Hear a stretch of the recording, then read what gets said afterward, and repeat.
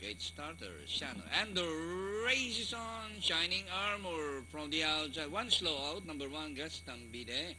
Shining Armor by the Reds Tiger Moon alongside is Unequal Redemption on the further outside. Open Slew and Gastambide.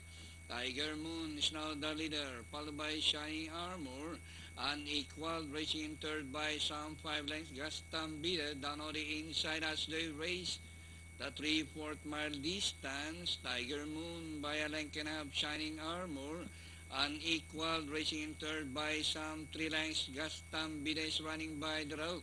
Open Slew racing fifth alongside his Redemption as they move towards the back. It's still Tiger Moon by 3/4 a length.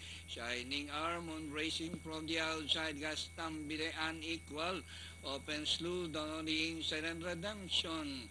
Rounding the far turn, it's a neck-and-neck race. Shining Armor, Tiger Moon, Unequal, Gastambide is racing in fourth by the row. Open Slew and Redemption as they race towards the last 450. Shining Armor this time by a length and a half. And Tiger Moon down on the inside. Unequal and Gastambide.